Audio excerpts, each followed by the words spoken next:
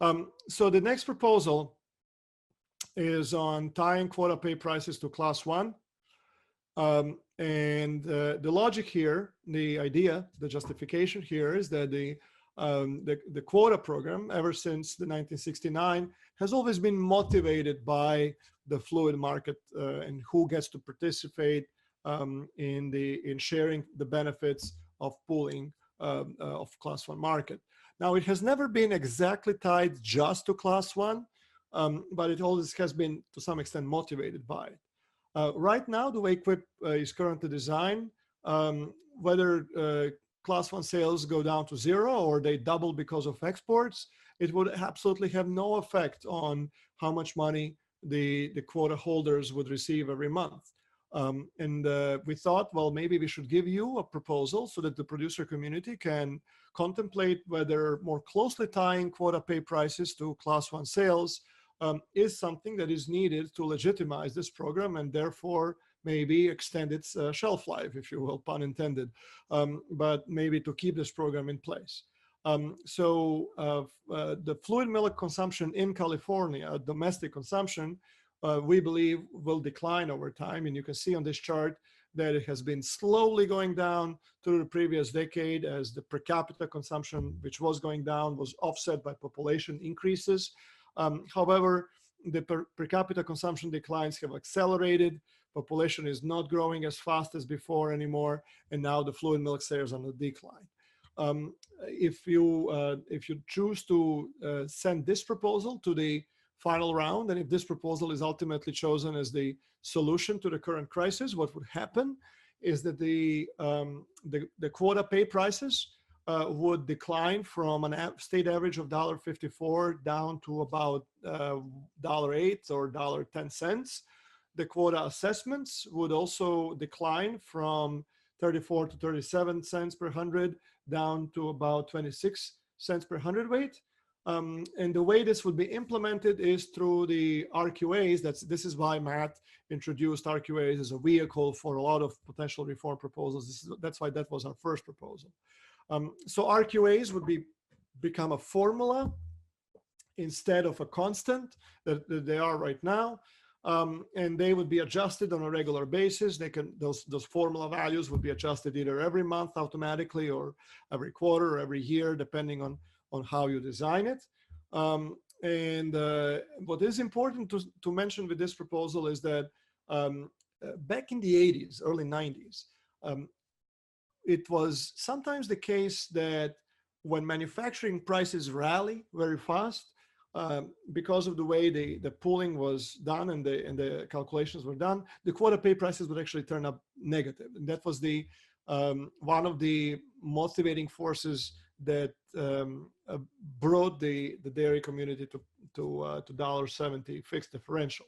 Well, under this proposal, because of the way we calculated, the quota payments would not dramatically some volatile way oscillate from month to month. They would have either slight seasonal component, or if you choose 12-month average, would be even more smoother and would just follow the trends in fluid milk sales, whether they go down or up.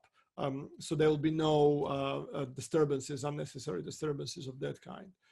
The way we would do this is we would pool what's called class one differentials, which is according to our method, how much class one contributes to the pool, which is the price the processors pay to the pool above and beyond the opportunity cost of milk used for beverage milk.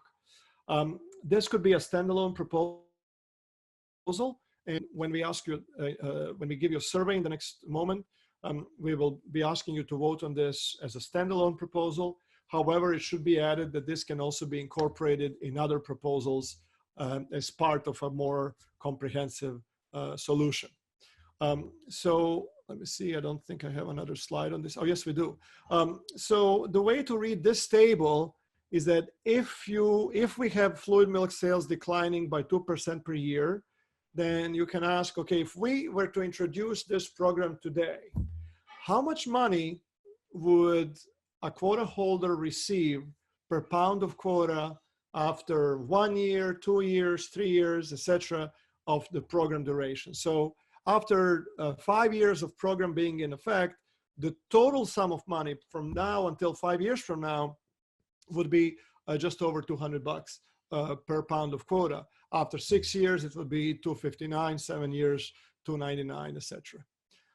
You can also ask, well, if that's the stream of payments we can expect, what is the present value of that stream of payment if we discount the future revenue at 5%?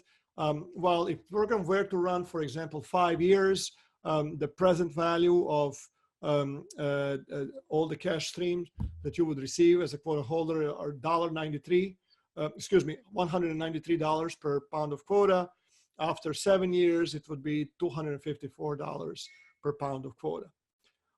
This table will be something that we will revisit, table like this, in the context of a sunset and bond in a later part of this webinar. Also notice that in this proposal, we are equalizing RQAs as well. So it doesn't matter where you are, whether you're in Chino or Tulare, you would receive the same amount of money per pound of quota in shipment. So I would now like to ask you to go back to the survey. And unfortunately, it's the previous, not next, that we're asking you to hit. When we designed the survey, we thought this would be the first idea we present, then we flipped the order.